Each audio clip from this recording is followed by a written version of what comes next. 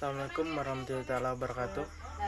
Perkenalkan, nama saya Fadli dari Prodi Ilmu Politik B, Angkatan 2020, Fakultas Ilmu Sosial dan Ilmu Politik, Universitas Sulawesi Barat, NIM F0120003. Di sini saya akan menjelaskan sistem politik yang digunakan Indonesia sekarang. Sistem politik Indonesia adalah sebuah sistem politik yang berlaku di Indonesia.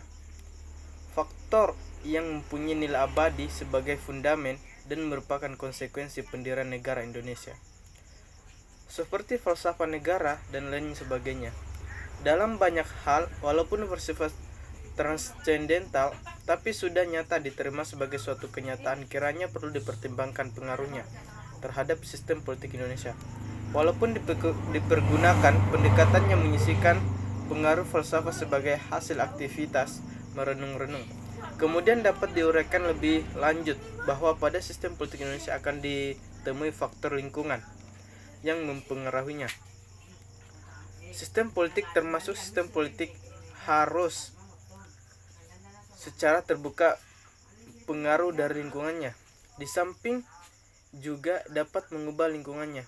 Artinya bahwa sistem politik Indonesia merupakan sistem politik yang dianut oleh Indonesia, yang berdasarkan nilai budaya Indonesia yang bersifat turun-temurun, dan juga bisa diadopsi dari nilai budaya asing yang positif bagi pembangunan sistem politik Indonesia. Sedangkan sistem politik di Indonesia lebih menekankan bahwa sistem ini adalah sistem politik yang pernah dilaksanakan di Indonesia pada masa lalu. Contoh, pada masa pemerintahan Orde Lama, Orde Baru, dan bahkan masa pra-kemerdekaan. Perkembangan sistem politik Indonesia. Sistem politik Indonesia berdasar pada ketentuan-ketentuan dalam UUD 1945.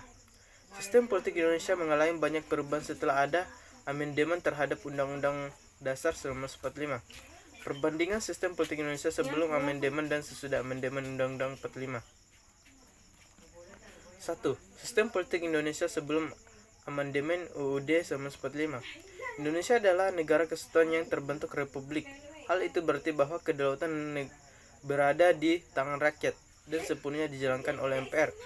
Indonesia menganut sistem pemerintahan presidensial, artinya presiden berkedudukan sebagai kepala negara dan kepala pemerintahan. Undang-Undang Dasar 1945 adalah konstitusi negara Indonesia yang mengatur kedudukan dan tanggung jawab, penyelenggaraan negara, kewenangan, tugas, dan hubungan antar lembaga-lembaga negara. Undang-Undang Dasar 1945 juga mengatur hak dan kewajiban warga negara. Lembaga legislatif terdiri atas MPR yang merupakan lembaga tertinggi negara dan DPR. Lembaga eksekutif terdiri atas presiden menjalankan tugasnya yang dibantu oleh seorang wakil presiden serta kabinet. Lembaga yudikatif menjalankan kekuasaan kehakiman yang dilakukan oleh MA sebagai lembaga kehakiman tertinggi bersama badan-badan kehakiman yang lain berada di bawahnya. Sistem politik Indonesia setelah amandemen Undang-Undang Dasar 1945. Pokok-pokok sistem politik Indonesia adalah amandemen Undang-Undang Dasar 1945 adalah sebagai berikut. Bentuk negara adalah kesatuan, sedangkan bentuk pemerintahan adalah republik. NKRI terbagi dalam 34 daerah provinsi dengan menggunakan prinsip desentralisasi yang luas, nyata, dan bertanggung jawab. Dengan demikian dapat pemerintah pusat dan pemerintah daerah. 2. Kekuasaan eksekutif berada di tangan presiden. Presiden adalah kepala negara sekaligus kepala pemerintahan. Presiden beserta wakilnya dipilih dalam satu paket secara langsung oleh rakyat. Presiden tidak bertanggung jawab pada parlemen dan tidak dapat membubarkan parlemen. Masa jabatan presiden beserta wakilnya adalah 5 tahun dan setelahnya dapat dipilih kembali untuk 1 kali masa jabatan. Ketiga, tidak ada lembaga tertinggi dan lembaga tinggi negara.